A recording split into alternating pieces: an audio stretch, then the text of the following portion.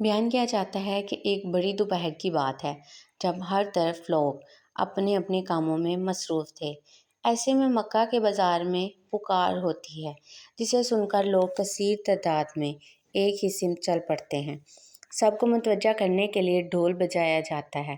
یوں معلوم ہوتا ہے کہ جشن کا سماں ہے۔ لوگ رنگ برنگے جھنڈے ہاتھوں میں لیے چہروں پر شیطانی مسکراہٹوں کے ساتھ بے چینی سے تماشا دیکھنے کے منتظر تھے۔ کچھ لمحے بعد مجمع کی نظر ایک شخص پہ پڑتی ہے جو زنجیروں میں جکڑ کر وہاں لایا جاتا ہے۔ مجمع کے افراد اس شخص کو اس حالت میں دیکھ کر خوشی اور مسرت سے نعرے بلند کرتے ہیں۔ ظلم و بے بسی کا عجیب منظر تھا۔ ظالموں نے اس پردیسی کو قتل کرنے کے لیے خاص اہتمام کیا تھا اور طے کیا تھا کہ اسے سولی پر لٹکا کر نیزوں سے ہلاک کریں گے۔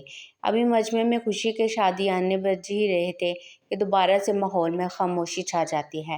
اس قیدی کو لانے والوں نے قیدی سے پوچھا، کوئی خواہش ہو تو بتاؤ، وہ پوری کی جائے گی۔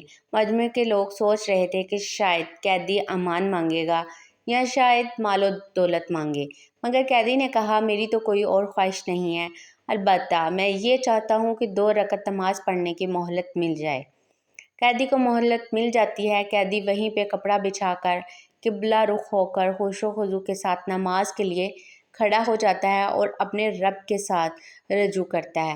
نماز مکمل کرنے کے بعد لوگوں سے مخاطب ہو کر کہتا ہے کہ میں نماز میں زیادہ وقت صرف کرتا، لیکن پھر تم سمجھتے کہ میں موت سے ڈر گیا ہوں اور قتل کا وقت ٹال رہا ہوں، جبکہ ایسا بالکل نہیں۔ اس کے بعد یہ قیدی بڑی دلیری اور شجاعت کے ساتھ سولی کے نیچے کھڑا ہو جاتا ہے۔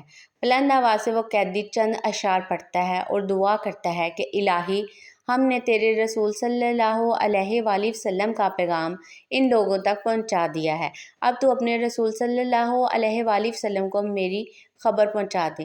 دعا مانگنے کے بعد قیدی نے آسمان کی طرف دیکھا، نظر اٹھائی اور مجمع میں موجود ہر شخص کے لیے بلند آواز بدعا کی کہ یا رب، ان میں سے کسی کو باقی نہ چھوڑ۔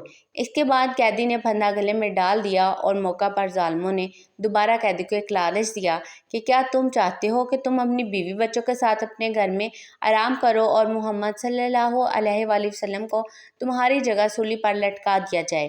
یہ سن کر قیدی نے بڑے جوش و جذبے کے ساتھ جواب دیا، خدا کی قسم، مجھے تو یہ بھی گوارا نہیں کہ آپ صلی اللہ علیہ وسلم کے پاؤں میں کانٹے چبھیں اور میں آرام سے بیٹھا رہوں۔ بس یہ سننا تھا کہ ظالموں نے سولی کا رسہ کھینچ دیا اور قیدی کو پھانسی پر چڑھا دیا۔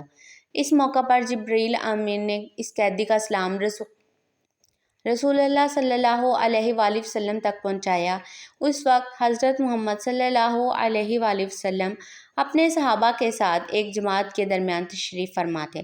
اچانک آپ صلی اللہ علیہ وآلہ وسلم پر وحی کی کیفیت طاری ہو گئی اور منہ سے بے ساختہ نکلتا ہے، وعلیکم السلام یا حبیب۔ صحابہ کرام حیرت سے آپ صلی اللہ علیہ وسلم کی طرف دیکھتے ہیں۔ آپ صلی اللہ علیہ وسلم نے ان کی حیرت باندھ لی اور مخاطب ہو کر فرمایا کہ حبیب رضی اللہ تعالیٰ عنہ کو اللہ تعالیٰ کے دشمنوں نے قتل کر ڈالا۔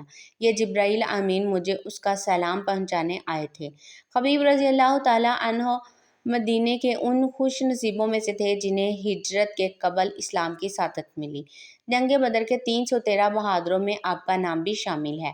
آپ نے اس غزوہ میں مشرکین کے ایک بڑے رئیس حارث بن عامر کو جہنم وصل کیا تھا۔ یہی آپ رضی اللہ تعالیٰ عنہ کے مسلمان ہونے کے ساتھ ساتھ دوسرا قصور تھا جس پر قریش نے آپ کو دھوکے سے قابو کر کے جس بدکرداری کا مظاہرہ کیا وہ کھلی شیطانیت اور بزدلی تھی۔ ایسا فعل تو عرب کے قومی روایتوں کے بھی خلاف تھا، مگر قریش کے مشرکین جوش انتقام میں بالکل اندھے ہو چکے تھے، اس لیے حضرت حبیب رضی اللہ تعالیٰ عنہ کو اس بے دردی سے شہید کیا گیا۔ حضرت حبیب رضی اللہ تعالیٰ عنہ کی شہادت کے چند دن بعد حضور اکرم صلی اللہ علیہ وآلہ وسلم نے چند صحابیوں کو ان کا جسد خاکی مکہ سے لانے کا حکم دیا۔ حضرت زبیر اور حضرت مختار رضی اللہ تعالیٰ عنہ نے مکہ پہنچ کر جب آپ رضی اللہ تعالیٰ عنہ کا خاکی سولی سے اتارا تو یہ دیکھ کر حیران رہ گئے کہ آپ کا جسم بالکل تازہ ہے، آپ کے زخموں سے ابھی تک خون ٹپک رہا ہے۔ بے شک حضرت خبیب رضی اللہ تعالیٰ عنہ ایک جلیل القدر صحابی تھے جو کہ آپ صلی اللہ علیہ وسلم سے بے حد محبت کرتے تھے۔ آپ رضی اللہ تعالیٰ عنہ نے غزوہ احد میں بھی بہادری اور استقامت کا مظاہرہ کیا تھا۔ آپ رضی اللہ تعالیٰ عنہ وہ صحابی ہیں جن پر رسول اللہ صلی اللہ علیہ وآلہ وسلم نے بھی سلام بھیجا۔ اللہ تعالیٰ سب کو قلب سلیم عطا فرمائے اور قرآن اور حدیث پہ چلنے کی توفیق عطا فرمائے، آمین ثم آمین۔